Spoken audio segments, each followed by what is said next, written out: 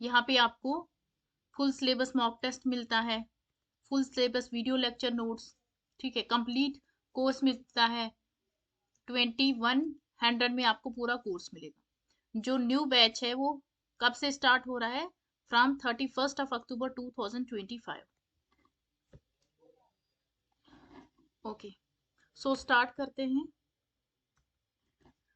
आप मुझे बताओ, क्लास स्टार्ट करने से पहले आपको मेरी वॉइस आ रही है, वीडियो आ रही है? यूट्यूब पे मैंने आपको लिंक भेजा था, बट वहां पे कुछ एरर आ रहा है, तो एरर की वजह से वहां पे क्लास नहीं हो रही, इसीलिए यहाँ पे आपकी क्लास होगी।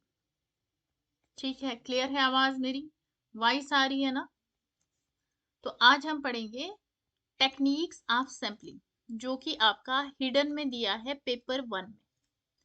Techniques of sampling. अब टेक्निक्स ऑफ सैम्पलिंग पढ़ने से पहले आपको पता होना चाहिए सैंपल क्या है, पॉपुलेशन क्या होता है, ये सारी चीजें। ठीक है, तो सबसे पहले देखो सिलेबस, ये हमने पढ़ लिया। इसमें पढ़ना है सबसे पहले कंसेप्ट ऑफ यूनिवर्स क्या है, सैंपल क्या है, characteristics of a good sample, techniques of sampling कौन सी हैं, जैसे probability sampling, non probability sampling. ठीक है, इसको हम डिस्कस करेंगे। तो स्टार्ट करें। आपको मेरी अगर वॉइस आ रही है, आपको वीडियो दिख रही है, सो दैट हम आज का जो सेशन है उसको स्टार्ट करते हैं। ठीक है, सो प्लीज कमेंट करके बताओ।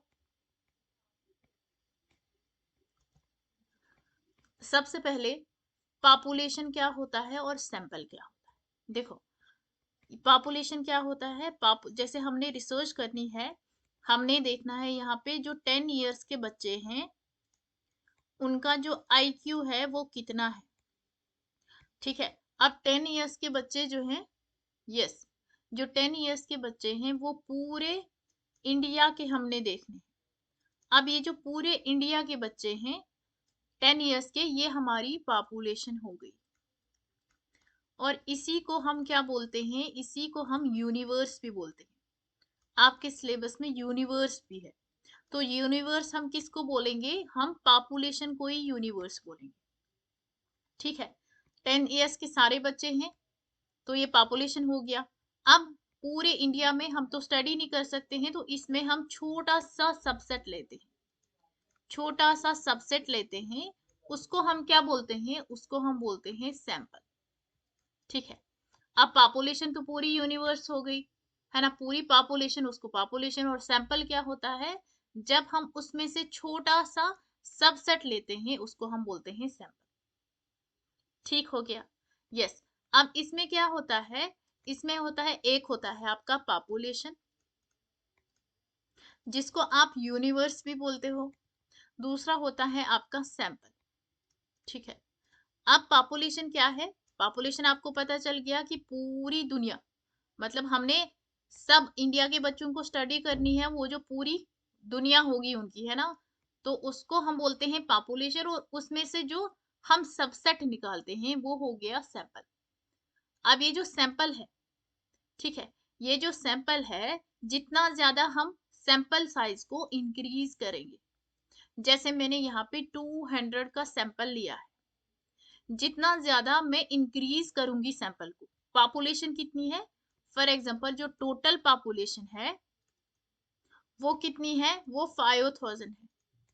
और उसमें से जो सैंपल है, सैंपल मैंने कितना लिया? सैंपल मैंने सिर्फ 200 लिया। ठीक है, सैंपल कितना लिया? ओनली 200। अब यहाँ पे ये कम है ना, कहाँ 5000, कहाँ 200, है ना, तो जितना ज्यादा सैंपल साइज कम होगा, ठीक है, सैंपल, अब सैंपल और पॉपुलेशन के बीच में जितना ज्यादा गैप आएगा, ठीक है, उतना ज्यादा क्या होगा? सैंपलिंग एरर बढ़ेगा। क्या होगा इससे? सैंपलिंग एरर बढ़ेगा। इट मीन्स, दोबारा से समझा लेती हूँ यहाँ पे, जितना ज्यादा हम फॉर एग्जांपल, मैंने यहाँ पे एग्जांपल दी कि पॉपुलेशन 5000 है और यहाँ पे जो सैंपल का साइज है वो 200 है। ठीक है, तो यहाँ पे अगर मैं 200 इंस्टेड ऑफ 200 इसको 2000 कर लूंगी, मतलब जो सैंपल का साइज है वो मैंने यहाँ पे बढ़ा दिया। ठीक है, तो जितना ज्यादा सैंपल का साइज इंक्रीज हो जाएगा, उतना ही जो सैंपलिंग एरर होता है, सैम्पलिंग एरर जो होता है वो डिक्रीज हो जाएगा, कम हो जाएगा। ठीक है, तो जितना ज्यादा हम सैंपल साइज को डिक्रीज करेंगे, कम, फॉर एग्जाम्पल मैंने 200 लिया था तो मैं यहाँ 100 ही लूंगी, तो जितना ज्यादा कम सैंपल साइज होगा तो उतना ज्यादा सैम्पलिंग एरर हो जाएगा। अब सैम्पलिंग एरर का मतलब क्या है, जैसे मैंने आपको बोला ये पॉपुलेशन है और इसमें से जो हम छोटा सा सैंपल लेते हैं उसको हम सैंपल बोलते हैं। अब जिस टाइम हम सैंपल ले रहे हैं, तो जिस टाइम हम सैंपल ले रहे हैं तो उस टाइम हम हमारे पास यहाँ पे कुछ एरर्स हो रहे हैं। सैंपल्स कलेक्ट करने में जब एरर्स होते हैं उसको हम सैम्पलिंग एरर बोलते हैं। ठीक है, और एक और वर्ड आता है सैम्पलिंग फ्रेम, जो आपके एग्जामिनेशन में बहुत बार पूछे गए हैं क्वेश्चंस। सैम्पलिंग फ्रेम क्या होता है? सैम्पलिंग फ्रेम होता है जितनी सारी ये जो हमारी पॉपुलेशन है उसकी पूरी जो लिस्ट आइटम्स हम बनाते हैं। ठीक है, complete list of all items of your population. ये हमारी पॉपुलेशन है, इस पॉपुलेशन में से हमने जो जो आइटम्स निकाली अपने सैंपल के लिए, तो वो एक क्या बन जाता है, वो सैम्पलिंग फ्रेम बनता है। ठीक है, इसको हम क्या बोलते हैं? इसको हम बोलते हैं सैम्पलिंग फ्रेम। यस, ठीक है, होप आपको ये क्लियर हुआ। पॉपुलेशन किसको हम बोलते हैं? सैंपल को बोलते हैं। सैंपल को नहीं, पॉपुलेशन हम यूनिवर्स को बोलते हैं, जिसमें हम जनरलाइज करते हैं। तो दो चीजें होती हैं, एक होता है पैरामीटर और दूसरा क्या होता है? स्टैटिक्स। ठीक है, तो जब हम सैंपल के फीचर की बात करते हैं, जब हम सैंपल सैंपल क्या है, सैंपल के फीचर्स क्या है, जब हम सैंपल की बात करते हैं उसको हम क्या बोलते हैं? उसको हम वहां पे हम यूज करते हैं स्टैटिस्टिक्स, उसको हम स्टैटिस्टिक्स बोलते हैं। और जब हम फीचर्स बताते हैं पॉपुलेशन के फीचर्स बताते हैं, तो उसको हम क्या बोलेंगे? वो हमारा हो गया, क्या हो गया? पैरामीटर। क्या हो गया? पैरामीटर। ठीक है, यस। तो अब देखते हैं, पॉपुलेशन एक यूनिवर्स है। पॉपुलेशन में क्या होता है? हमारे पास पैरामीटर्स होते हैं, हमेशा याद रखना, पॉपुलेशन में क्या होते हैं? पैरामीटर्स में मीटर्स होते हैं और सैंपल में स्टैटिक्स यूज होती है। ठीक है, तो सैंपल क्या है? सैंपल एक सबसेट होता है जो हम एस्टिमेट करते हैं, मतलब एक गेस लगाते हैं, इतनी सारी पॉपुलेशन है उसमें से जो छोटा सा सैंपल निकाला उसको हम सैंपल बोलते हैं। ठीक है, universe are population, universe population को ही हम यूनिवर्स बोलते हैं। अगर आपके एग्जामिनेशन में आता है यूनिवर्स क्या है, पॉपुलेशन क्या है, तो आप आराम से इसको कर सकते हो कि यूनिवर्स ही पॉपुलेशन होता है। ठीक है, अगर हम स्टैटिस्टिकल पॉइंट ऑफ व्यू से देखेंगे, ये जो टर्म यूनिवर्स है, यूनिवर्स का मतलब क्या है? जो भी टोटल आइटम्स हैं जो हमने स्टडी करनी है। ठीक है, टोटल आइटम्स की बात हो रही है, बट यहाँ पे बिल्कुल सेम होता है। और पॉपुलेशन का मतलब क्या है? जो भी आइटम्स हैं जिसके बारे में हमें इंफॉर्मेशन की जरूरत है। ओवरऑल बिल्कुल सेम ही है। अब यहाँ पे यूनिवर्स की एग्जांपल दी है, जितने सारे टीचर्स हैं यहाँ पे प्राइमरी टीचर्स हैं। ठीक है, आप ये रखना याद, सेम ही है। तो यूनिवर्स को हम बोलते हैं पॉपुलेशन भी, मतलब जो पूरा हमारा एंटायर ग्रुप है जो हमने स्टडी करना है, और वहां पे हर एक एलिमेंट्स के कैरेक्टर्स हमने देखने हैं। ऑल पॉसिबल ऑब्जर्वेशन, मतलब सारा जो हमने स्टडी करना है उसको हम यूनिवर्स बोलते हैं या पॉपुलेशन बोलते हैं। फॉर एग्जांपल, एक रिसर्चर चाहता है स्टडी करना रीडिंग हैबिट जो कॉलेज स्टूडेंट्स हैं इंडिया के। अब ये जो कॉलेज स्टूडेंट्स हैं इंडिया के, ये इसकी क्या हो गई? पॉपुलेशन, जिसको हम यूनिवर्स बोलते हैं। ठीक है, मतलब ऑल कॉलेज स्टूडेंट, जितने सारे कॉलेज स्टूडेंट्स हैं इंडिया के, वो यूनिवर्स हो गया। तो यूनिवर्स क्या है? मतलब जो पॉपुलेशन है, ये कंप्लीट सेट है आइटम्स का या इंडिविजुअल का। ये काउंटेबल भी हो सकता है, अनकाउंटेबल भी हो सकता है, मतलब हम इसको काउंट भी कर सकते हैं, हम काउंट कर भी नहीं सकते। ठीक है, तो ये एक बेस बनता है सैंपल के लिए। अब हमने बोला कि हमने सैंपल ड्रा करना है, तो हम कैसे सैंपल ड्रा करेंगे? तो बेस होना चाहिए ना। आपने बोला मैंने घर बनाना है, अगर घर बनाने के लिए आपके पास जमीन ही नहीं होगी, कैसे घर बनाओगे? तो वही बात है यहाँ पे, अगर हमारे पास पॉपुलेशन होगी तब हम क्या निकालेंगे? सैंपल। तो ये टोटल स्कोप ऑफ रिसर्च है, मतलब पूरा जो एंटायर प्रोसेस है उसको हम यूनिवर्स बोलते हैं, या इसी को हम क्या बोलते हैं? पॉपुलेशन बोलते हैं। ठीक है, क्लियर है? यस। नेक्स्ट आता है types of population. Types of population, कितनी टाइप्स की पॉपुलेशन है? यहाँ पे एक अभी पीछे पड़ी काउंटेबल मैनर, मतलब जिसको काउंटेबल मतलब एक तो हो गई वो जिसको हम काउंट कर सकते हैं, और दूसरी हो गई वो जिसको हम काउंट ही नहीं कर सकते हैं, जो अनकाउंटेबल हो गई। ठीक है। फाइनाइट फाइनाइट पॉपुलेशन मतलब जिसको काउंट कर सकते हैं, इनफाइनाइट मतलब जो हमें भी नहीं पता है वो कौन कौन सी। रिसर्चर के एसएस के बेसिस पर एक तो एसेसिबल पॉपुलेशन हो गई, एसेसिबल मतलब जो मुझे जल्दी से मिले, ये नॉन प्रोबेबिलिटी में आता है। और दूसरा हो गया टारगेट पॉपुलेशन। ठीक है। Based on existence of the population के बेसिस पर एक तो रियल पॉपुलेशन होगी, दूसरी हाइपोथेटिकल।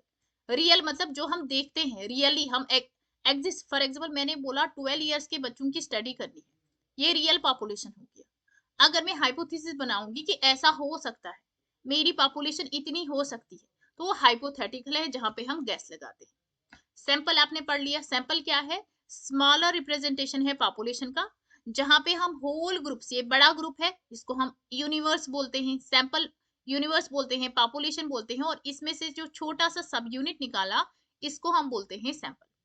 सैंपल जो होता है वो स्मॉलर छोटा होता है, उसको हम लार्जर ग्रुप में मैनेज कर सकते हैं, जनरलाइज कर सकते हैं। ठीक है। ये सबसेट होता है लार्जर पॉपुलेशन का, बड़ी सी पॉपुलेशन का हम छोटा सा पार्ट निकालते हैं, या हम इसको बोल सकते हैं यूनिट ऑफ पॉपुलेशन, या आप बोल सकते हो सबसेट ऑफ पॉपुलेशन। सैंपल जो है वो हम स्टेट्स को टेस्टिंग करने के लिए यूज करते हैं जब पॉपुलेशन साइज जो बहुत बड़ा होता है। ठीक है। अब ये पॉपुलेशन है, इसमें से हमने छोटा सा सैंपल निकाला और उसी का हमने स्टेट्स लगाई, उसी को हमने टेस्ट किया। जो सैंपल है वो रिप्रेजेंट होना चाहिए पूरी पॉपुलेशन के साथ, इसको हम आगे जो है वो कैरेक्टरिस्टिक्स में डिस्कस करेंगे। तो सैंपल साइज जो है ना इसको डिनोट करते हैं एन से। फिर आता है टाइप्स ऑफ सैंपल। ठीक है। टाइप्स ऑफ सैंपल जो है एक हो गया small sample, small size of sample मतलब यहाँ पे लेस देन 30, यहाँ पे जो आइटम्स होंगी ना 30 से कम होगी तो उसको हम बोलते हैं small sample. Large sample size जहाँ पे 30 से ज्यादा जो आइटम्स होंगी वो लार्ज सैंपल साइज हो गया। अच्छा, आपने सैंपल पढ़ लिया, आपने पॉपुलेशन पढ़ लिया, अब हम सैंपलिंग पढ़ेंगे, बट वो अभी नहीं पढ़ेंगे, वो लास्ट में पढ़ेंगे। इसको छोड़ो, पहले पहले हम इसी को खत्म करते हैं। Characteristics of a good sample, जो एक अच्छा सैंपल होता है उसके क्या क्या कैरेक्टरिस्टिक्स होते हैं? सबसे पहले वो रिप्रेजेंटेटिव होना चाहिए, रिप्रेजेंटेटिव होना चाहिए। एग्जाम्पल, फॉर एग्जाम्पल हम आपने ब्लड टेस्ट किया होगा, कभी ना कभी लाइफ में ब्लड टेस्ट किया होगा, तो जो वो ब्लड टेस्ट करने वाला होता है उसको हम क्या बोलते हैं? उसको हम बोलते हैं लैब टेक्नीशियन। ठीक है। क्या बोलते हैं हम उसको? उसको हम बोलते हैं लैब टेक्नीशियन। वो जब आता है, वो हम उसको पता होता है, वो जो अपनी साथ वो ट्यूब जैसी लाता है, उसको पता होता है कि मैंने कितना ml निकालना है। अगर मैं इतना सा ml निकालूंगा तो इससे पूरी बॉडी प्रोफाइल हो जाएगा। ठीक है। बॉडी प्रोफाइल मतलब वो पूरी हमारी जो बॉडी है ना उसको जनरलाइज कर देता है। तो वैसे ही जो भी सैंपल हम ले रहे हैं वो पॉपुलेशन से रिप्रेजेंट होना चाहिए। एक रिसर्चर जब सैंपल जो सेलेक्ट करता है, small number for a sample पूरी पॉपुलेशन से, ये पूरी पॉपुलेशन मतलब ये इंसान की बॉडी हो गई, और इसमें से एक छोटा सा सैंपल उस रॉड में ले लेते हैं। ठीक है। और उससे जनरलाइज करते हैं कि इसको क्या बीपी, इसको क्या बोलते हैं, शुगर तो नहीं है ना, इसको फैटी लिवर तो नहीं है, इसको थायराइड तो नहीं है, इसको क्या है क्या नहीं है, वो सारी चीजें जनरलाइज करते हैं। तो वो जो है, जो भी सैंपल है वो रिप्रेजेंटेटिव होना चाहिए। ठीक है। मतलब मैच करना चाहिए all the characteristics of entire population, जितने सारे पॉपुलेशन के कैरेक्टरिस्टिक्स हैं उसके साथ मैच करना चाहिए और हेल्प करना चाहिए, सो दैट जो भी रिजल्ट इससे निकलेगा वो हम क्या कर सकते हैं, जनरलाइज कर सकते हैं पूरी पॉपुलेशन में। आप उसी के एग्जांपल समझो कि एक इंसान है, ये एक लड़की है। ठीक है। इसको टेस्ट कराना है, इसने अपना जो ब्लड का सैंपल दिया वो कुछ ml दिया। ठीक है। अब वो उसी का टेस्ट होना चाहिए, है ना। फॉर एग्जांपल इसने, लड़की ने बीटा HCG एक टेस्ट आता है, बीटा HCG प्रेगनेंसी का टेस्ट आता है। ठीक है। अब प्रेगनेंसी का टेस्ट हो गया, वो जो उसने ले लिया सैंपल। ठीक है। सैंपल उसने जो लैब टेक्नीशियन है उसने निकाल के लिया।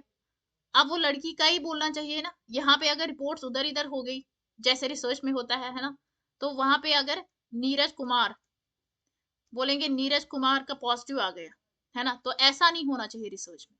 ऐसा सैंपल जब भी कलेक्ट करो तो वो रिप्रेजेंटेटिव होना चाहिए, है ना। जिस जैसे करेक्टरिस्टिक्स होंगे उस इंसान के, है ना, उसके अकॉर्डिंग ही होना चाहिए। Then absence of sampling error नहीं होना चाहिए। देखो सैम्पलिंग एरर, आपने सैम्पलिंग फ्रेम पढ़ लिया, सैम्पलिंग एरर भी आपने पीछे पढ़ लिया। सैम्पलिंग एरर क्या है? जब हम सैंपल को कलेक्ट करते हैं पॉपुलेशन से, जब हम सैंपल को कलेक्ट करते हैं उस टाइम हमसे जो गलतियां होती हैं, जो एरर होता है, उसको हम सैम्पलिंग एरर बोलते हैं। तो जब भी हम सैंपल कलेक्ट करेंगे ना, तो सैम्पलिंग एरर नहीं होना चाहिए। सैम्पलिंग एरर से क्या होता है, यहाँ पे इफेक्ट करता है पूरी पॉपुलेशन पर। सैम्पलिंग एरर को हम रिड्यूस करेंगे। तो जब हम सैम्पलिंग एरर को रिड्यूस करेंगे, कैसे रिड्यूस करेंगे? ठीक है, कैसे मैंने आपको पीछे बता दिया है कि जब भी जो सैंपल साइज है, अगर हम सैंपल साइज ज्यादा लेंगे, बड़ा लेंगे, तो सैम्पलिंग एरर जो है वो खुद से ऑटोमेटिकली रिड्यूस हो जाएगा। इकोनॉमिकली वियाबल होना चाहिए। इसका मतलब क्या है कि जब भी हम सैंपल कलेक्ट करेंगे ना, तो हमारे बजट के अंदर अंदर होना चाहिए। ठीक है, जैसे आपने जेआरएफ किया, आपको 35,000 मिलते हैं, और 35,000 मिलते हैं, इसमें आपने क्या करना है, ये आपको रिसर्च के लिए दिए हैं। अब इस जगह पे नहीं जाना है कि जहां पे आपको एक दिन का ही खर्चा 35,000 आए। मतलब जब भी आप वो सैंपल कलेक्ट करने जाओ, तो वो इकोनॉमिकली बजट में होना चाहिए। सैंपल ऐसा होना चाहिए जो रिसर्च के बजट के अंदर हो, ज्यादा एक्सपेंसिव या ज्यादा रेप्लिकेटेड नहीं होना चाहिए। ठीक है, जनरलाइज एंड एप्लीकेबल। सैंपल जो है ना, अब सैंपल हमने निकाला, अब ये पीछे आपको एग्जांपल दी, सैंपल तो हमने निकाला, बट वो पूरी पॉपुलेशन पे जनरलाइज होना चाहिए। ठीक है, पूरी पॉपुलेशन पे एप्लीकेबल होना चाहिए, जनरलाइज होना चाहिए पूरी पॉपुलेशन पे। ठीक है, तो सैंपल कवर करना चाहिए पूरी पॉपुलेशन पे, वो किसी एक पार्ट पे नहीं। फॉर एग्जांपल, वो जो लैब टेक्नीशियन है, उसने यहाँ पे क्या निकाला? सैंपल निकाला। अब सैंपल निकाला, तो वो क्या देखना चाहता है? वो थायराइड देखना चाहता है, वो देखना चाहता है वो टीएसएच कितना है, एलएच कितना है, क्या इसको वो जो फीवर से होता है उसको क्या बोलते हैं, टाइफाइड तो नहीं है, ये सारी चीजें देखना चाहता है। अब उसने जो सैंपल निकाला, वो पूरे हर एक पार्ट में, मतलब जो जो वो देखना चाहता है उस सबको वो रिप्रेजेंट करना चाहिए। ऐसा नहीं है सिर्फ थायराइड चेक किया, बाकी वो जो उसने लिया सैंपल, तो वो सिर्फ थायराइड एक ही पार्ट चेक करेगा, बाकी कुछ नहीं चेक करेगा, है ना। तो मतलब वो जो भी सैंपल है वो पूरी पॉपुलेशन पर जनरलाइज होना चाहिए। गोल ओरिएंटेड होना चाहिए। सैंपल का हमेशा कुछ ना कुछ गोल है। फॉर एग्जांपल, उसी की एग्जांपल लेते हैं कि जब ब्लड सैंपल निकालते हैं ना, तो ऐसे ही कि आप ना ब्लड दोगे, उसका कुछ ना कुछ तो गोल होना चाहिए। फॉर एग्जांपल, उसका गोल यही है कि बहुत ज्यादा थकान फील होती है ना, गले में दर्द होती है, बहुत मोटापा हो गया है, हमें कहीं थायराइड तो नहीं हो गया, या जो कोलेस्ट्रॉल है वो तो नहीं बढ़ गया, है ना, वो सारी चीजें देखने के लिए। तो जब भी सैंपल होता है उसका एक कुछ ना कुछ पर्पस है। इसी तरह से जब हम रिसर्च करते हैं, तो ड्यूरिंग रिसर्च हम ये देखते हैं कि हमारा वहां पे कुछ ना कुछ पर्पस होता है। ठीक है, कुछ ना कुछ पर्पस होता है, हम क्यों ये रिसर्च कर रहे हैं। तो जो भी सैंपल है जब हम कलेक्ट करते हैं, वो गोल ओरिएंटेड होना चाहिए। इसका मतलब क्या है? इसका मतलब कुछ ना कुछ ऑब्जेक्टिव फिट आना चाहिए हमारी रिसर्च कंडीशन से रिलेटेड, हम क्यों ये सैंपल उसको कलेक्ट कर रहे हैं। प्रोपोर्शनल होना चाहिए, सैंपल प्रोपोर्शनल होना चाहिए। मतलब प्रोपोर्शनल का मतलब क्या है? पूरी पॉपुलेशन पे रिप्रेजेंट करना चाहिए, आपने पीछे पढ़ लिया। रैंडमली सेलेक्टेड होना चाहिए। ठीक है, अब जो सैंपल है रैंडमली सेलेक्टेड क्यों होना चाहिए? बिकॉज जो रैंडमनेस है ना, इसमें बायसनेस नहीं होती है। ठीक है, इसमें बायसनेस नहीं होती है, या ये बायसनेस फ्री होता है, इसलिए सैंपल जो है वो रैंडमली सेलेक्टेड होना चाहिए। जितनी सारी आइटम्स हैं, उनको सबको इक्वल चांस देना है सेलेक्ट होने का, किसी के साथ भी यहाँ पार्शलिटी नहीं करनी। ठीक है, तो जब भी हम सैंपल को सेलेक्ट करते हैं, वो रिप्रेजेंटेटिव होना चाहिए, वो रैंडमली सेलेक्ट होना चाहिए। ठीक है, एक्चुअल इंफॉर्मेशन प्रोवाइडर, मतलब ऐसा सैंपल होना चाहिए जो हमें एक्चुअल इंफॉर्मेशन दे, एक्चुअल इंफॉर्मेशन प्रोवाइड करे। ठीक है, तो सैंपल हमेशा ऐसा लेना है कि जो इंफॉर्मेशन क्या करे, एक्चुअल इंफॉर्मेशन प्रोवाइड करे। प्रैक्टिकल होना चाहिए, सैंपल हमेशा प्रैक्टिकल हो, जिसको हम क्या कर सकते हैं, टेस्ट कर सकते हैं। एज यू नो, हमारे पास पॉपुलेशन होती है, and it is not possible for us to study the entire population. तो हम यहाँ पे क्या करते हैं, हम यहाँ पे छोटा सा सैंपल लेते हैं, उसी को टेस्ट करते हैं, उसी के ऊपर हाइपोथेसिस बनाते हैं, है ना, वो आपको पढ़ाया है। तो जो सैंपल है वो सिंपल होना चाहिए, कैपेबल होना चाहिए, सबको समझ आनी चाहिए ये क्या है, फील्ड वर्क में जब भी आप जाओगे डेटा कलेक्ट करने के लिए। ठीक है, तो ये आपने पढ़ लिया। अब हम देखेंगे यूनिवर्स मतलब पॉपुलेशन। अगर हम इसका सम अप करेंगे तो यूनिवर्स हो गया जो एंटायर ग्रुप है, जैसे ऑल कॉलेजेस ऑफ इंडिया, ये हमारा क्या हो गया, ये हमारा यूनिवर्स और पॉपुलेशन हो गया। और इसमें हम जो छोटा सा सबसेट निकालते हैं, जैसे 500 हमने सेलेक्ट किए, ये सैंपल हो गया। फिर आता है मीनिंग ऑफ सैंपलिंग। आपने सैंपल पढ़ा, सैंपल क्या हो गया। आपने पॉपुलेशन पढ़ा जिसको हम यूनिवर्स बोलते हैं। अब आता है सैंपलिंग। सैंपलिंग का मतलब क्या है कि जब हम डेटा को कलेक्ट करते हैं, मतलब जो प्रोसीजर है, जैसे पॉपुलेशन में से हमने सैंपल निकालना है, और वो जो सैंपलिंग प्रोसीजर है कि हम कैसे स्मॉल ग्रुप ऑफ सैंपल को सेलेक्ट करते हैं, वो जो प्रोसेस है ना, उसको हम बोलते हैं सैंपलिंग। ठीक है, तो सैंपलिंग एक ऐसा प्रोसेस है कि हम अपने सैंपल को कैसे सेलेक्ट करते हैं लार्जर ग्रुप से, मतलब पॉपुलेशन में से हम सैंपल कैसे निकालते हैं, वो जो पूरा प्रोसेस है, पूरा जो प्रोसेस है उसको हम बोलते हैं सैंपलिंग। तो सैंपलिंग में जब हम सेलेक्ट करते हैं सबसेट ऑफ पॉपुलेशन, मतलब सैंपल जब सेलेक्ट करते हैं, उसको हम क्या बोलते हैं, सैंपलिंग। ठीक है, यस।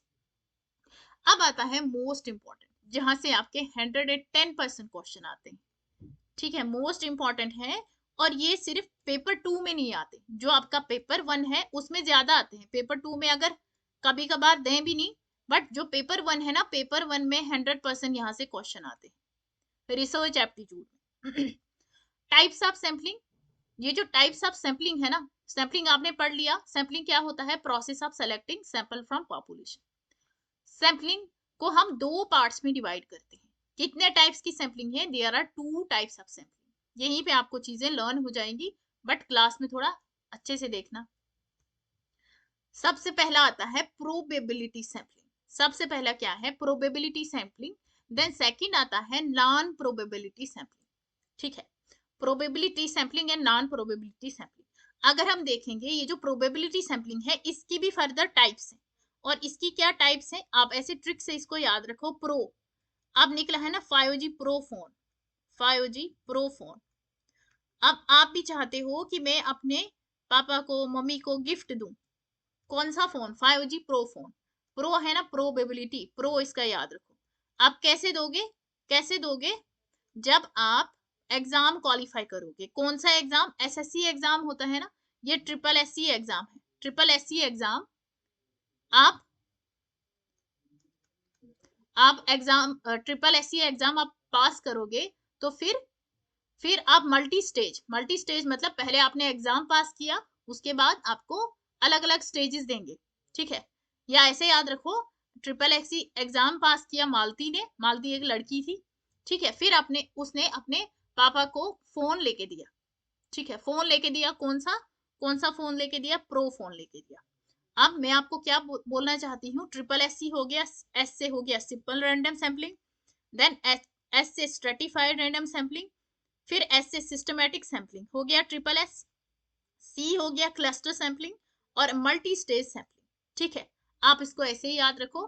प्रो है ना, प्रो से याद रखो, प्रो, प्रो हम बोलते हैं ना, प्रो बनते हैं, और हमने प्रो 5G फोन देना है अपने पापा को गिफ्ट, तो इसके लिए हमें ट्रिपल एससी का एग्जाम पास करना है।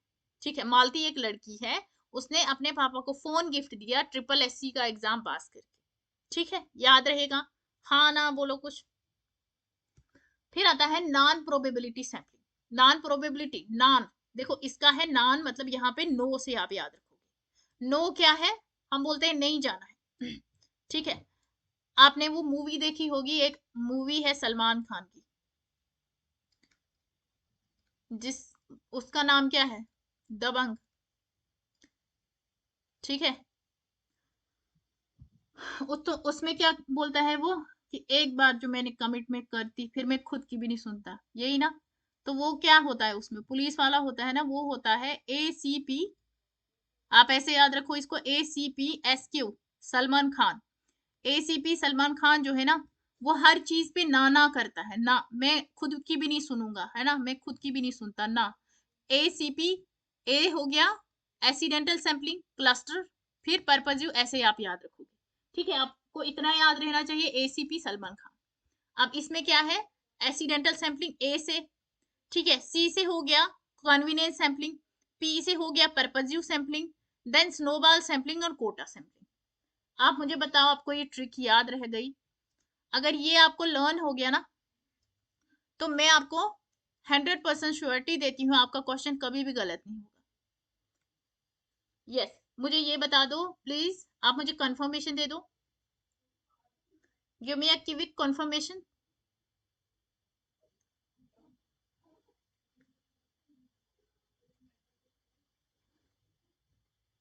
यस, ठीक है। तो अब मैं आपको बोलूंगी, ये अब मैं पहले हम पढ़ेंगे, क्योंकि क्वेश्चन तो इससे भी आता है, प्रोबेबिलिटी सैंपलिंग और नॉन प्रोबेबिलिटी सैंपलिंग के बीच में क्या डिफरेंस है। ठीक है, तो प्रोबेबिलिटी, वेट, यहाँ पे मैं अपनी लैंग्वेज में, एक हो गया प्रोबेबिलिटी सैंपलिंग, प्रो में सीधे लिखूंगी शॉर्ट में, और दूसरा हो गया non probability sampling, non probability sampling. ठीक है,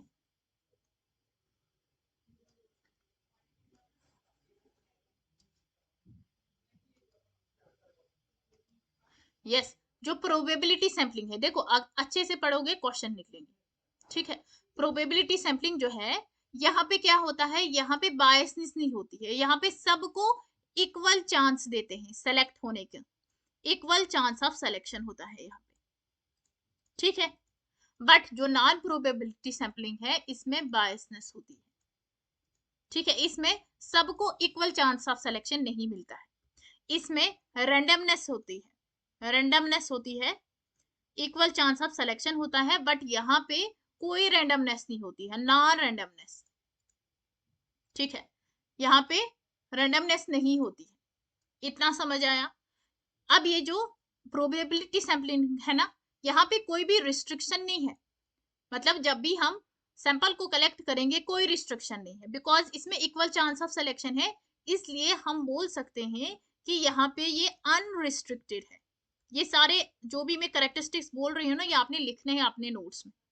ठीक है, इसमें रिस्ट्रिक्शन है, मतलब हम यहाँ पे जो हमारे लिए एसेसिबल होगा या अपनी जजमेंट के अकॉर्डिंग हम कर सकते हैं, तो इसलिए हम बोल सकते हैं ये रिस्ट्रिक्टेड है। अभी जो प्रोबेबिलिटी सैंपलिंग है, इसमें इक्वल चांस ऑफ सिलेक्शन है, रैंडमनेस है, ठीक है, बायसनेस नहीं है, इसलिए ये ज्यादा रिलायबल है।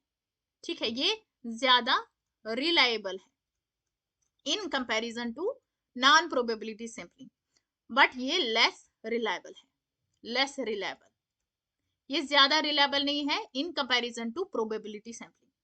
इसको हम क्या बोलते हैं, आल्सो नोन एज, इसमें रैंडमनेस है, दैट्स व्हाई इसको हम बोलते हैं also known as random sampling technique. क्या बोलते हैं, रैंडम सैंपलिंग टेक्निक, और उसको हम क्या बोलेंगे, same non random sampling technique, क्योंकि यहाँ पे जो सिलेक्शन होती है ना, वो रैंडमनेस के बेसिस पर होती है। ठीक है, यस। अब हमने क्या बताया कि यहाँ पे कोई भी बायसनेस नहीं होती। ठीक है, अब और मेन इंपॉर्टेंट कैरेक्टरिस्टिक्स इसमें क्या है कि यहाँ पे किसका यूज होता है, क्वांटिटेटिव रिसर्च का, क्वांटिटेटिव रिसर्च का, ये इंपॉर्टेंट बात है यहाँ पे। अच्छा, क्वांटिटेटिव रिसर्च आपने पढ़ा है, और क्वालिटी, इसमें किसका यूज होगा, क्वालिटेटिव रिसर्च का।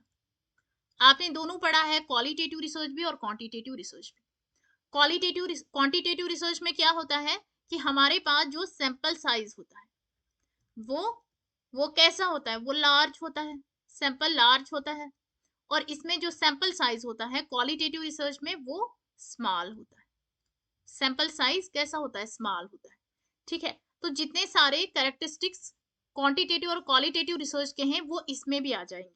ठीक है, इसमें हम ऑब्जेक्टिविटी पे फोकस करते हैं, और उसमें किस पे फोकस करते हैं, सब्जेक्टिविटी पे फोकस करते हैं, सब्जेक्टिविटी। अब हमने क्या पढ़ा है, जो क्वालिटेटिव रिसर्च है, उसको हम किसके लिए यूज करते हैं, जहां पे हमारे पास कोई भी प्री कंस्यूड आइडिया नहीं होता है। ठीक है, तो यहाँ पे जो लिटरेचर रिव्यू है ना, उसका कोई ज्यादा रूल नहीं होता, लिटरेचर हम रिव्यू नहीं कर सकते ज्यादा, मतलब रूल कैसा होता है, लेस होता है, बट यहाँ पे हम लिटरेचर रिव्यू कर सकते हैं, लिटरेचर को हम रिव्यू कर सकते हैं। ठीक है, आप थोड़ा यहाँ पे देख लेते हैं, प्रोबेबिलिटी सैंपलिंग एक ऐसा सैंपलिंग टेक्निक है जिसमें जिसमें हम इक्वल अपॉर्चुनिटी देते हैं पॉपुलेशन को सेलेक्ट होने के लिए जब हम सैंपल को रिप्रेजेंटेटिव मानते हैं, मतलब जब हम सैंपल को कलेक्ट करते हैं। यस, जब हम सैंपल को कलेक्ट करते हैं तब हम यहाँ पे क्या होता है, equal chance of selection. But non probability sampling एक ऐसा मेथड है जहां पर इक्वल चांस ऑफ सिलेक्शन नहीं होता है, मतलब यहाँ पे बायसनेस होती है। ठीक है, यहाँ पे हम रैंडम सैंपलिंग का यूज करते हैं, ना रैंडम सैंपलिंग का। इसको हम रैंडमली सेलेक्ट करते हैं और यहाँ पे आर्बिट्रेरी तरीके से सिलेक्शन होती है। फिक्स और नॉन होता है और ये फिक्स नहीं होता। ठीक है, ये अनबायस बायस नहीं होती है और यहाँ पे बायसनेस होती है। ऑब्जेक्टिव सब्जेक्टिव मैंने आपको पढ़ा लिया। अब हम टाइप्स ऑफ प्रोबेबिलिटी सैंपलिंग पढ़ेंगे। ठीक है, टाइप्स ऑफ प्रोबेबिलिटी सैंपलिंग। इसमें सबसे पहले आता है simple random sampling technique. Simple random sampling technique जो है, इसमें हर एक इंडिविजुअल को इक्वल चांस ऑफ सिलेक्शन देना है। ठीक है, तो इस सिंपल रैंडम सैंपलिंग जो टेक्निक है बिल्कुल किसके जैसा है, बिल्कुल ये सेम किसके जैसा है, सिंपल रैंडम सैंपलिंग टेक्निक जो आपने प्रोबेबिलिटी सैंपलिंग पढ़ा, सेम उसके जैसा है। ठीक है, यस। फिर आता है सिस्टमैटिक सैंपलिंग टेक्निक। ये जो सिस्टमैटिक सैंपलिंग टेक्निक है, इसमें क्या होता है, ये इंपॉर्टेंट है। इंपॉर्टेंट तो ये सारे ही हैं। ठीक है, यहाँ पे कोई भी ऐसा नहीं है जो इंपॉर्टेंट नहीं है। इसमें हम हर एक nth टर्म को लेते हैं। For example, yes, wait a second, मैं आपको एग्जांपल दूंगी। यहाँ पे पॉपुलेशन है। फॉर एग्जांपल, ये जो बच्चे हो गए, ये आप हो गए यूजीसी नेट के स्टूडेंट्स। आप पेपर दे के आए तो यहाँ पे कितने टोटल स्टूडेंट्स हैं, 12 स्टूडेंट्स हैं। तो मैं यहाँ पे क्या करूंगी, हर एक जो मुझे थर्ड पे लगे, जैसे मैंने पहले सेकंड को ले लिया, फिर यहाँ पे दो छोड़ दिए ना, फिर मैंने फिफ्थ से डेटा ले लिया, फिर से दो छोड़ दिए, फिर 8 से डेटा लिया, फिर से दो छोड़ दिए, फिर 11 से डेटा ले लिया। ठीक है, तो यहाँ पे मैंने क्या किया, यस, यहाँ पे मैंने क्या किया, आप कितने हो गए, पहले सेकंड से डेटा लिया, फिर मैंने फिफ्थ से डेटा लिया, 8 से डेटा लिया और 11 से डेटा लिया। ठीक है, यहाँ पे हम क्या करते हैं, nth टर्म ले लेते हैं। तो यहाँ पे मैंने कितने बच्चों से डेटा ले लिया, मैंने ले लिया 4 बच्चों से। ठीक है, यस, तो यहाँ पे 4 बच्चों से मैंने डेटा ले लिया। अब क्या होता है कि यहाँ पे एक फार्मूला है। फार्मूला क्या होता है, k का n divided by small n। तो स्मॉल n क्या होता है, सैंपल साइज। ठीक है, तो स्मॉल n क्या है, सैंपल साइज कितना हो गया। ठीक है, स्मॉल सैंपल साइज हो गया 4, और फिर आता है n, मतलब पॉपुलेशन साइज। पॉपुलेशन यहाँ पे कितनी थी, 1 2 3 4 5 6 7 8 9 10 11 12। ठीक है, 12 यहाँ पे पॉपुलेशन होगी, मतलब जो कैपिटल N है वो कितना है, 12 है, और यहाँ पे जो स्मॉल n है वो कितना है, जो हमने सैंपल लिया 4 है। अब हमने k इज इक्वल टू ये फॉर्मूला लगाना है, n डिवाइडेड बाय n कितना आएगा, n कितना है, 12 डिवाइडेड बाय 4। ठीक है, तो यहाँ पे जो आएगा उसको कर लेते हैं। तो यहाँ पे इसको कट करके 3 आएगा ना, मतलब हमारा जो kth टर्म है वो कितनी निकली है, 3 निकली। ठीक है, तो यहाँ पे इजी है। इसमें क्या करना है आपको, सिर्फ यहाँ पे kth टर्म आएगा या nth टर्म आएगा या कुछ ऐसा, मतलब सिर्फ यहाँ पे या kth टर्म आएगा या nth टर्म आएगा आपके एग्जाम में। ठीक है, सिर्फ ये दो ऑप्शन आएंगे। उसको हम बोलते हैं, इसको हम क्या बोलते हैं, सिस्टमैटिक रैंडम सैंपलिंग। ठीक है, सिस्टमैटिक रैंडम सैंपलिंग। फिर आता है स्ट्रेटिफाइड रैंडम सैंपलिंग। ये जो स्ट्रेटिफाइड रैंडम सैंपलिंग है, यहाँ पे हम क्या करते हैं, इसको हम थोड़ा देख लेते हैं स्ट्रेटिफाइड को। देखो, स्ट्रेटिफाइड में हम क्या करते हैं, पूरी जो पॉपुलेशन है ना, ये पूरी पॉपुलेशन है। ठीक है, wait a second, I will erase first. Yes, अब देखो, ये पूरी पॉपुलेशन है। ठीक है, इस पूरी पॉपुलेशन को हम क्या करते हैं, छोटे छोटे ग्रुप्स में डिवाइड करते हैं। ये एक ग्रुप हो गया, ये दूसरा ग्रुप हो गया। ठीक है, छोटे छोटे ग्रुप्स में पॉपुलेशन को डिवाइड कर लेते हैं। ये तीसरा ग्रुप हो गया, ये फोर्थ ग्रुप हो गया। और इन ग्रुप को हम क्या बोलते हैं, इन ग्रुप को हम, ये जो छोटे छोटे ग्रुप हैं इनको हम स्ट्रेटा बोलते हैं। क्या बोलते हैं, स्ट्रेटास बोलते हैं। जैसे स्ट्रेटा 1 हो गया, ये स्ट्रेटा 2 हो गया, स्ट्रेटा 3 हो गया, देन स्ट्रेटा 4 हो गया। ठीक है, तो पूरी पॉपुलेशन को हम छोटे छोटे ग्रुप्स में डिवाइड कर देते हैं। उसके बाद क्या करते हैं, छोटे छोटे ग्रुप्स में हाँ, तो छोटे छोटे ग्रुप्स में जब हमने इसको डिवाइड किया, तो यहाँ पे क्या होता है, ये इसमें जैसे हमने यहाँ 10 साल के बच्चों की स्टडी करनी है, तो इसमें सिर्फ 10 ईयर्स के बच्चे होंगे। ठीक है, सिर्फ 10 ईयर्स के। यहाँ पे हमने 20 ईयर्स के बच्चों की स्टडी करनी है, और यहाँ पे क्या होंगे, यहाँ पे ये सिर्फ 20 ईयर्स के होंगे।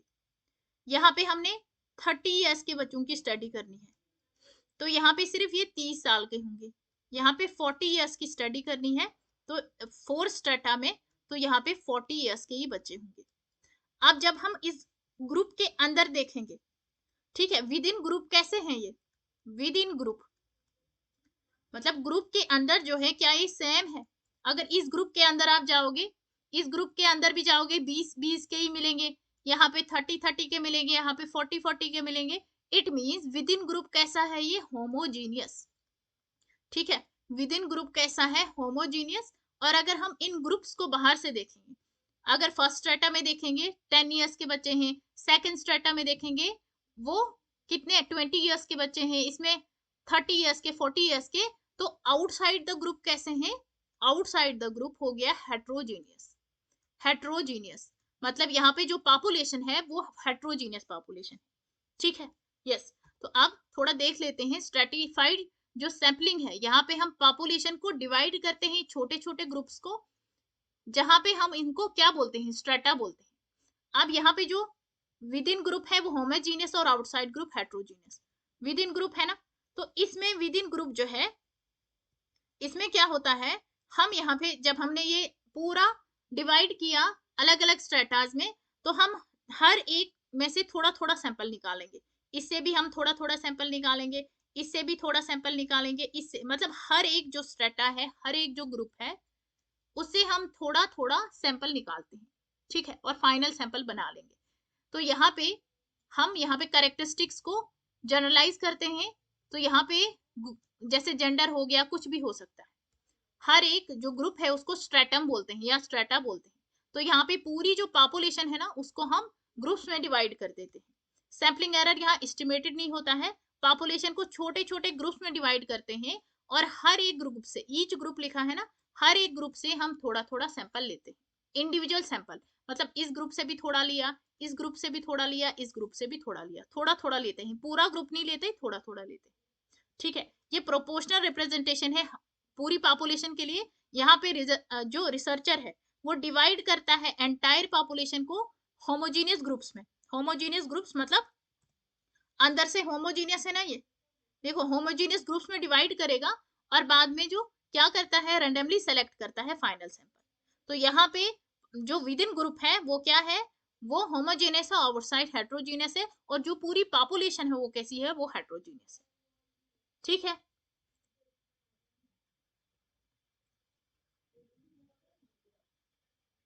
यस।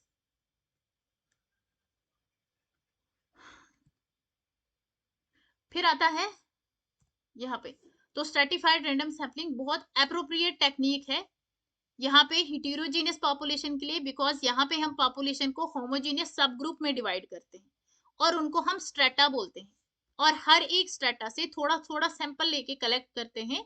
ठीक है, इससे क्या होता है, जो हमारी पॉपुलेशन है उससे रिप्रेजेंटेटिव सैंपल बन जाता है। फॉर एग्जाम्पल यहाँ पे जो रिसर्चर है ना, वो प्राइमरी स्कूल के जो चिल्ड्रन है उनका इंटरव्यू लेना चाहता है। 35 स्टूडेंट्स का हर एक ग्रेड में, प्राइमरी स्कूल के बच्चे हैं 35 स्टूडेंट्स, और वो ग्रेड ए बी सी और डी, मतलब यहाँ पे कितने ग्रुप बने हैं, 4 ग्रुप बने हैं, और वो हर एक ग्रेड के बच्चे को ले रहा है।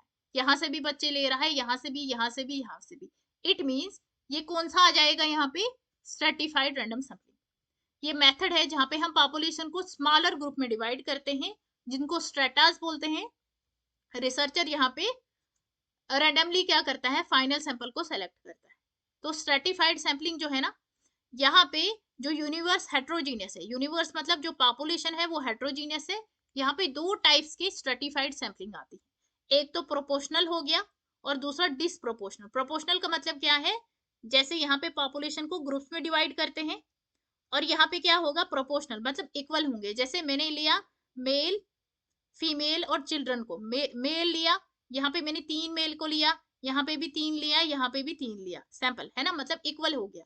बट डिसप्रोपोर्शनेट में क्या है, डिसप्रोपोर्शनेट में हो गया, यहाँ पे मैंने 3 ले लिया, यहाँ पे मैंने 9 ले लिया, यहाँ पे मैंने 11 ले लिया, प्रोपोर्शनेट तो नहीं ना है, इसलिए हम इसको डिसप्रोपोर्शनेट सैंपलिंग बोलते हैं। तो प्रोपोर्शनेट सैंपलिंग, यहाँ पे जो सैंपल साइज रहता है, परसेंटेज उसकी पॉपुलेशन की सेम बिल्कुल इक्वल रहती है, बट यहाँ पे ओवरलैप करते हैं, over sample smaller groups got better data, यहाँ पे अनरिप्रेजेंटेड सब ग्रुप्स बनते हैं। ठीक है, क्लियर हो रहा है साथ साथ में? यस, कहा गया। फिर आता है क्लस्टर सैंपलिंग। तो क्लस्टर सैंपलिंग, और जो देखो क्लस्टर उसमें हमने क्या पढ़ा था, अगर हम बात करेंगे स्ट्रेटिफाइड सैंपलिंग की, तो स्ट्रेटिफाइड सैंपलिंग में पूरी जो पॉपुलेशन है, पॉपुलेशन को हम क्या बोलते हैं, पॉपुलेशन हो गया यूनिवर्स, ये हेट्रोजीनियस होती है। पॉपुलेशन क्या है, यहाँ पे हेट्रोजीनियस होती है। फिर हम इस पॉपुलेशन को क्या करते हैं, होमोजीनियस ग्रुप्स में डिवाइड करते हैं।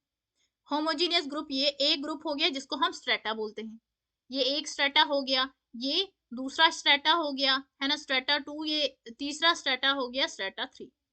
ठीक है, और हमने क्या पढ़ा था, जैसे इसमें सिर्फ मेल है, इसमें सिर्फ फीमेल है, इसमें सिर्फ चिल्ड्रन है। ठीक है, मतलब विद इन कैसे थे, वो विद इन कैसे थे, होमोजीनियस थे। और अगर हम इन ग्रुप्स को बाहर से देखेंगे तो आउटसाइड कैसे हैं, ये आउटसाइड हेट्रोजीनियस थे। ये किसकी बात में कर रही हूँ, ये स्ट्रेटिफाइड रैंडम सैंपलिंग की बात कर रही हूँ। ठीक है, और यहाँ से जब हमने सैंपल लेना है, हर एक से थोड़ा थोड़ा, इससे भी हमने थोड़ा सैंपल लिया, इससे भी थोड़ा सैंपल लिया, और इससे भी थोड़ा सैंपल लिया। ठीक है, but in case of cluster sampling यहाँ पे ऐसा नहीं होता, यहाँ पे इसका उल्टा है। यहाँ पे जो हमारी पॉपुलेशन होती है वो कैसी होती है, वो होमोजीनियस होती है। ठीक है, होमोजीनियस होती है, और यहाँ पे भी हम सेम ग्रुप्स में डिवाइड करते हैं।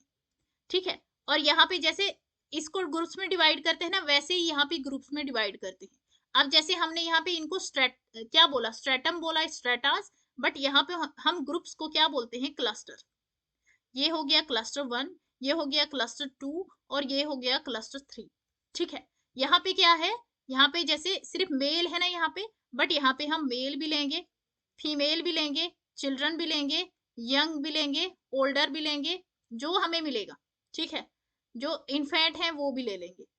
ठीक है, अब अंदर से तो सेम नहीं आएंगे ना, इसी तरह से यहाँ पे भी हम मेल लेंगे, फीमेल लेंगे, चिल्ड्रन, यंग, ओल्डर, इन्फेंट। यहाँ पे भी हमने इसी तरह से लिए, male, female, children, young, older, infant. ठीक है, अगर हम इस ग्रुप के अंदर जाएंगे, विद इन कैसे हैं ये, विद इन कैसे हैं ये, विद इन तो अलग है ना, यहाँ मेल भी है, फीमेल भी है, तो विद इन कैसे होंगे, ये विद इन हेट्रोजीनियस होंगे, बट अगर हम बाहर से देखेंगे तो सेम है ना, तो आउटसाइड कैसे होंगे, होमोजीनियस होंगे। ठीक है, अगर आपको जो ये स्ट्रेटिफाइड सैंपलिंग है वो कॉन्सेप्ट क्लियर है, तो ये आपके लिए बिल्कुल लड्डू क्वेश्चन बन जाएगा। ठीक है, अब यहाँ पे हमने क्या किया था, हमने हर एक में से यहाँ से भी थोड़ा सा सैंपल लिया, थोड़ा थोड़ा यहाँ से भी लिया, हर एक से हमने थोड़ा थोड़ा सैंपल लिया। बट यहाँ पे हम क्या करते हैं, यहाँ पे हम सैंपल नहीं हर एक से लेते हैं, जब हमने सैंपल को सेलेक्ट करना होता है तो हम यहाँ पे पूरा ग्रुप उठा लेते हैं। ये जो है ना, जैसे ये हमने पूरा ग्रुप उठा लिया इंटैक्ट, इसको हम बोलते हैं, ग्रुप को हम इंटैक्ट करते हैं। इंटैक्ट मतलब हम पूरे ग्रुप को ले लेते हैं, पूरा ग्रुप सर पे उठा लिया तो चल दिए। ठीक है, बट हम यहाँ ऐसा नहीं करते, यहाँ थोड़ा थोड़ा हर एक से लेते हैं। यहाँ पे क्या होता है, यहाँ पे हम पूरा एक ग्रुप उठा लेते हैं और उसी को हम सैंपल बनाते हैं।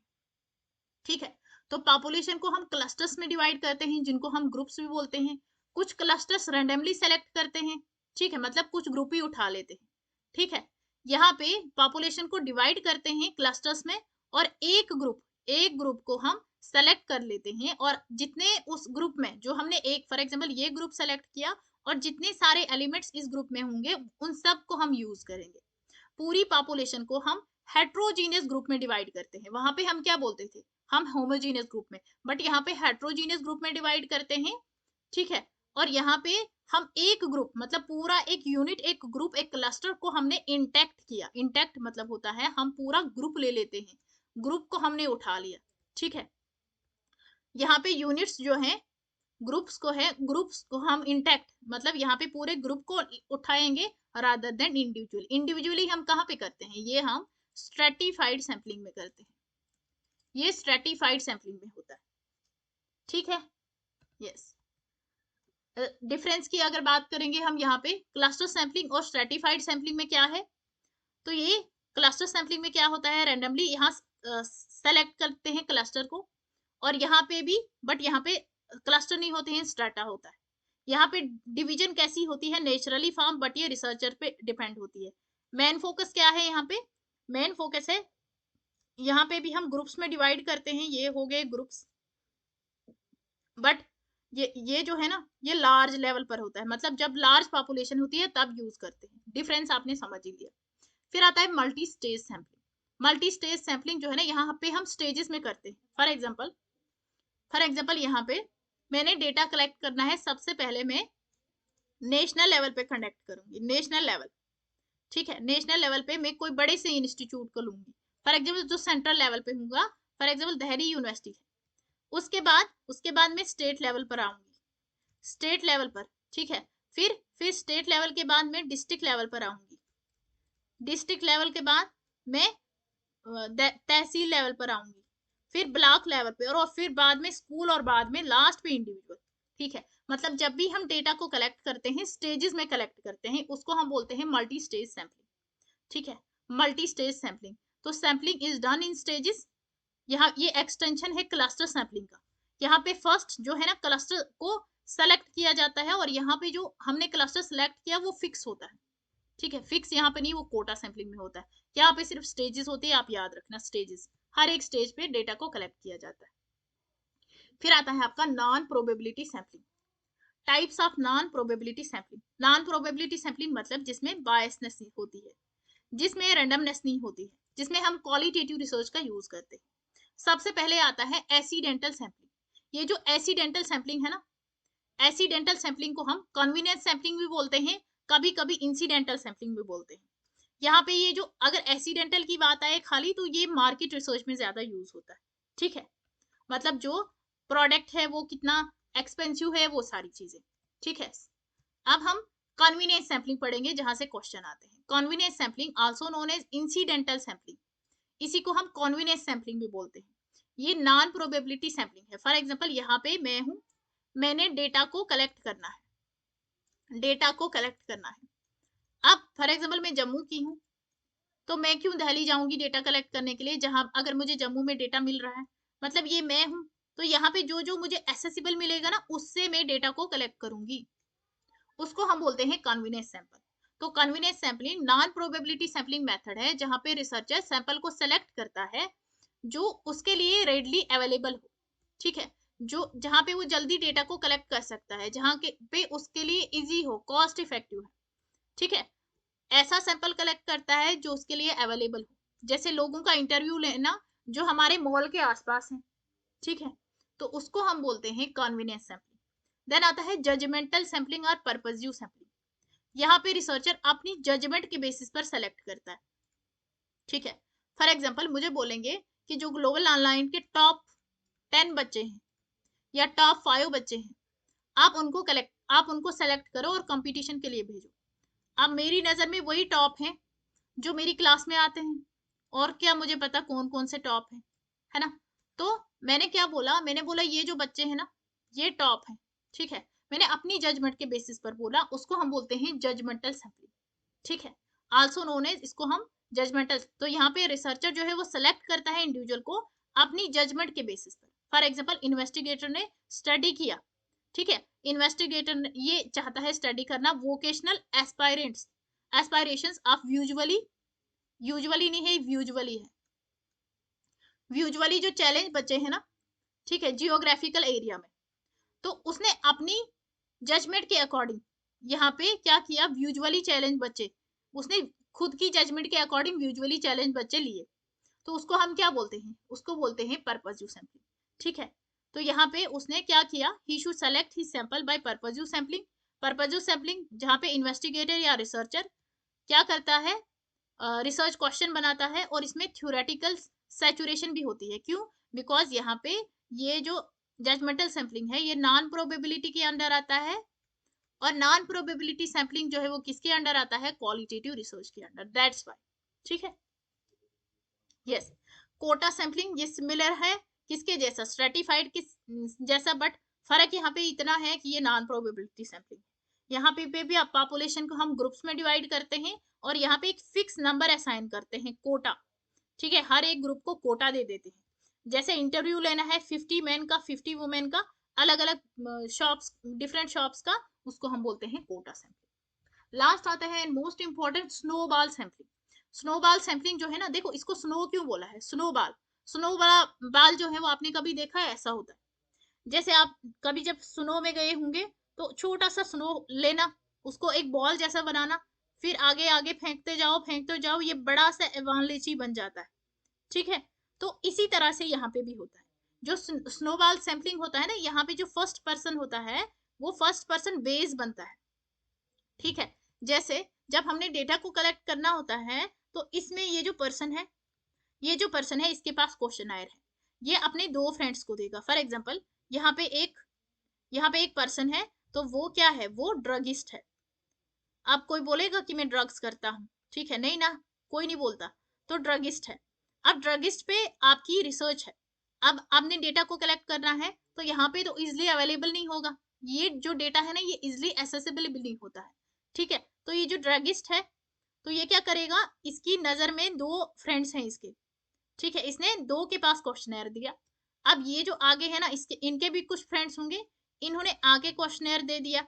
ठीक है, फिर ये क्वेश्चनर इन सब ने फिल किया, और जब ये फिल किया ना, और ये फिल करके फिर वैसे ही वापस आता है, जैसे ही जाता है ना, फिर वो वैसे ही फर्स्ट पर्सन के पास वापस आता है।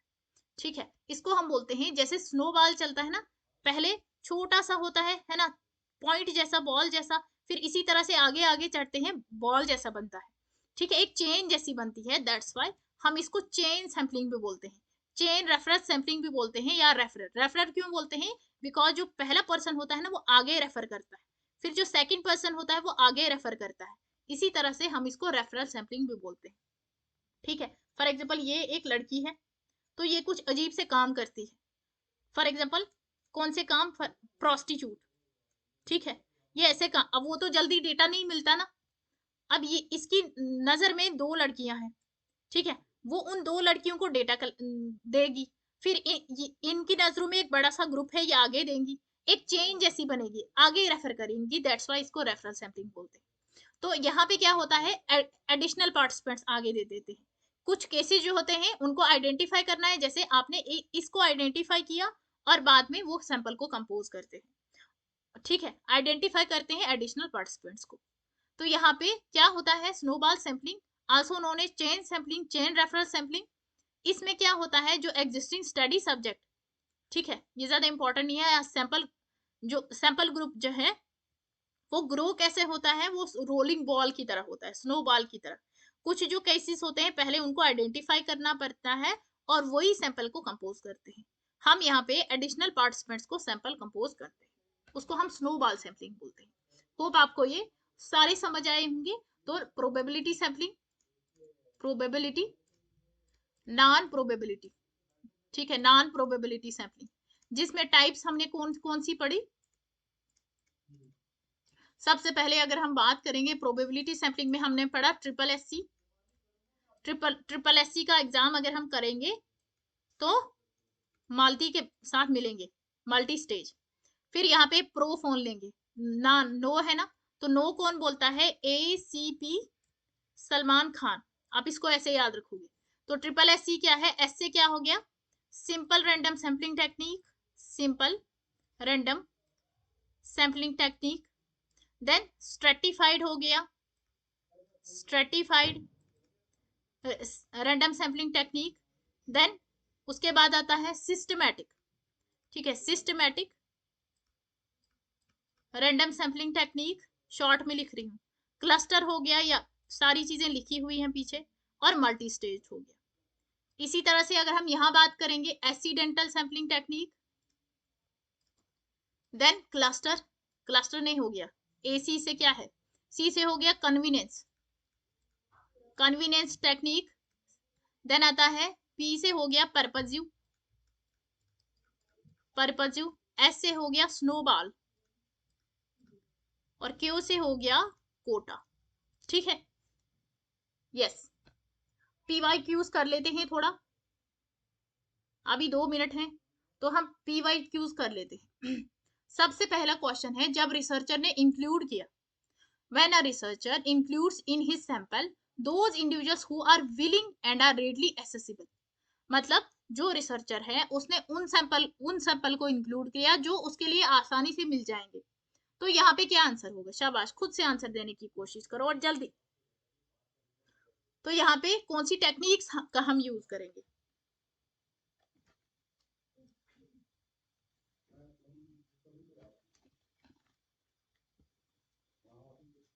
तो कौन सी टेक्निक होगी जहां पे रेडली, उसको बोलते हैं incidental sampling, also known as incidental को हम क्या बोलते हैं? कन्वीनियंस सैंपलिंग भी बोलते हैं। स्ट्रेटिफाइड सैंपलिंग कब अडॉप्ट होती है?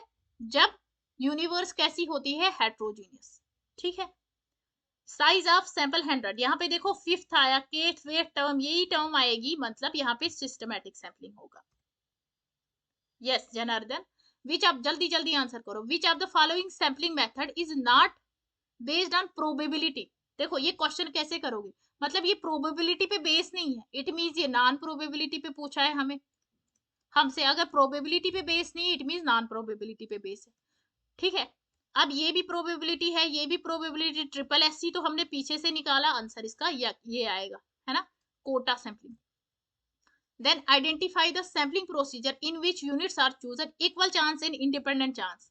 मतलब यहाँ पे प्रोबेबिलिटी का पूछा है आपको, इक्वल चांस उसी में देते हैं ना हम, तो प्रोबेबिलिटी सैंपलिंग की कौन कौन सी टेक्निक्स हैं?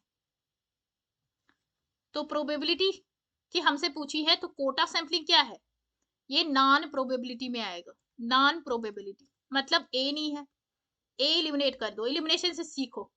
स्ट्रेटिफाइड सैंपलिंग तो है प्रोबेबिलिटी में, बी तो आएगा, ये इलिमिनेट हो गया। ठीक है, डायमेंशनल चलो नहीं पता है, रैंडम सैंपलिंग प्रोसीजर या सिस्टमैटिक रैंडम, ठीक है, तो ई तो आएगा इसमें, ई आएगा, ये एलिमिनेट हो गया, आंसर इसका क्या है? B D E. ठीक है, यस, आगे कर लेते हैं। आइडेंटिफाई करने हैं probability sampling procedure from the following. अब आप कैसे करोगे? प्रोबेबिलिटी के पूछे हैं तो देखो यहाँ पे 5 पूछे हैं, आंसर देना है 3 का। ठीक है, मतलब यहाँ पे 2 हमने इलिमिनेट करने हैं। अब प्रोबेबिलिटी के पूछे हैं, हम यहाँ पे इलिमिनेट करेंगे नॉन प्रोबेबिलिटी के, हमसे प्रोबेबिलिटी। अब ये जो कोटा है ये भी नॉन प्रोबेबिलिटी है। ठीक है, हमें तो इतना पता है। अब ये भी नॉन प्रोबेबिलिटी है, मतलब ये जो फर्स्ट और थर्ड जो है वो इलिमिनेट हो जाएगा। फर्स्ट थर्ड इलिमिनेट करो, आंसर आपका मिल जाएगा, ट्रिपल एससी आंसर।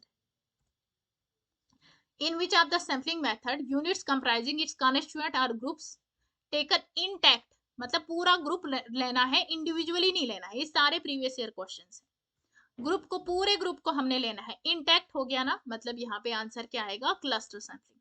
ठीक है, which of the following is the framework includes a complete list of all items in your population, जो अफेक्ट करता है पार्ट ऑफ द स्टडी, उसको क्या बोलते हैं?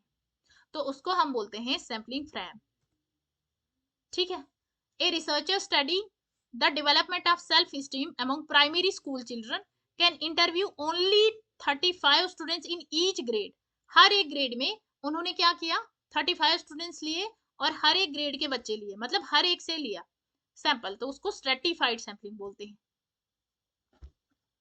यस, ये क्वेश्चन करो, स्ट्रेटिफाइड सैंपलिंग। देखो, units are chosen to represent the various characteristics, every unit has independent and equal chance of selection. अच्छा, हम इस एन से करेंगे और कुछ नहीं पता चल रहा है, कनेथ एनथ टर्म जो है वो किस में होगी? सिस्टमैटिक में। 3 4 आएगा, 3 4 है, सब इलिमिनेट हो जाएगा, ये भी इलिमिनेट हो गया, आंसर क्या है? डी। अब देखो यहाँ जो ग्रुप है वो हमने इंटैक्ट लेना है, पूरा ग्रुप लेना है। इंटैक्ट हम किस में लेते थे? इसमें। ठीक है, यस। कौन सा ऐसा सैंपलिंग मेथड है जो नॉन प्रोबेबिलिटी पे बेस है? यहाँ पे भी सेम 5 दिए हैं, 3 करने हैं, मतलब नॉन प्रोबेबिलिटी का पूछा है, हम प्रोबेबिलिटी के एलिमिनेट करेंगे।